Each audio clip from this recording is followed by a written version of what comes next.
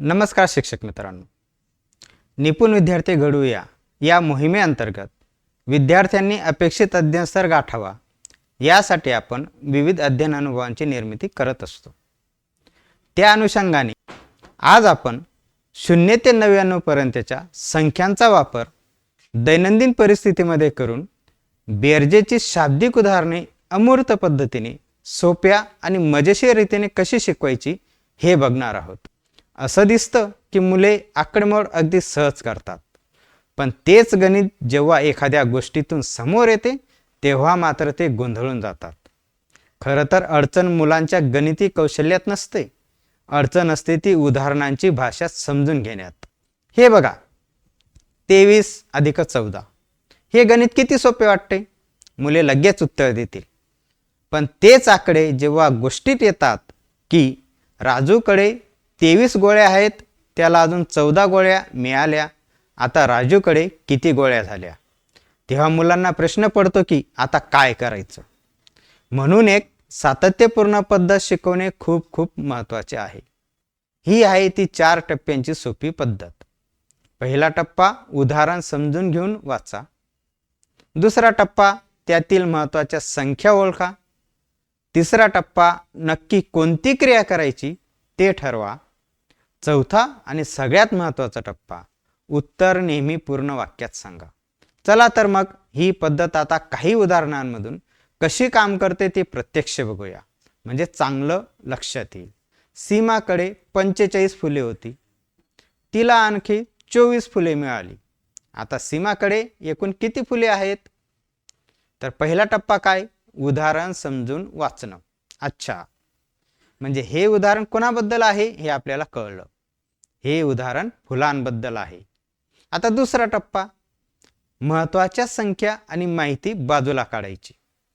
तर विषय आहे फुले, बघा सगळी मुख्य माहिती आता आपल्या समोर आहे। आता तिसरा टप्पा, क्रिया ठरवणे। फुले मिळाली म्हणजे त्यांची संख्या वाढली, आणि संख्या वाढली तर आपण काय करतो? बरोबर, बेरीज। मग आता बेरीज करूया। 45 + 24। 45 म्हणजे काय? तर 4.5 एकक। 24 म्हणजे काय? तर 2.4 एकक। आधी एककांची बेरीज करूया।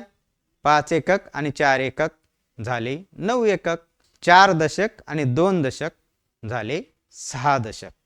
आपले उत्तर आले 69। आता शेवटचा चौथा टप्पा, उत्तर पूर्ण वाक्यात द्यायचे। सीमाकडे एकूण 69 फुले आहेत। उत्तर पूर्ण वाक्यात देण्यावर आपण भर द्यायचा आहे। चला आता हीच पद्धत आणखी एका उदाहरणात वापरून बघूया। एका कपाटात 55 पुस्तके होती, त्यात अजून 16 पुस्तके ठेवली। आता कपाटात एकूण किती पुस्तके झाली? पुन्हा आपले तेच टप्पे। विषय काय आहे? पुस्तके। आधी किती होते? 55। अजून किती ठेवली?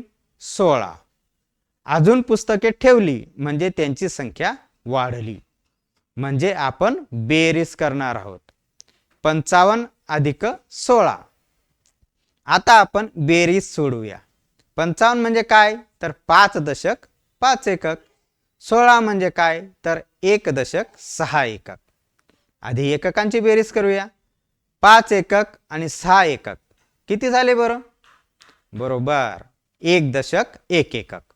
यातील 1 दशक आपण दशकाच्या घरात हातचा घ्यायचा हे लक्षात ठेवा, आणि 1 एकक एककाच्या रकान्यात उत्तराच्या घरात लिहूया। आता दशकांची बेरीज करूया। 5 दशक आणि 1 एकक किती झाले बरं? बरोबर, 6 दशक। आता हे 6 दशक आणि हातच्याचा 1 दशक, एकूण 7 दशक झाले। आपले उत्तर आले 71। पण आपण इथे थांबणार नाही, आपले अंतिम उत्तर असेल पूर्ण वाक्यात। कपाटात 71 पुस्तके आहेत। बघा, या पद्धतीमुळे उत्तर किती स्पष्ट आणि नेमके मिळते। अशा रीतीने आपण विद्यार्थ्यांना दैनंदिन परिस्थितीमधील बेरजेची शाब्दिक उदाहरणे कशी सोडवायची ते सोप्या रीतीने शिकवू शकतो। धन्यवाद।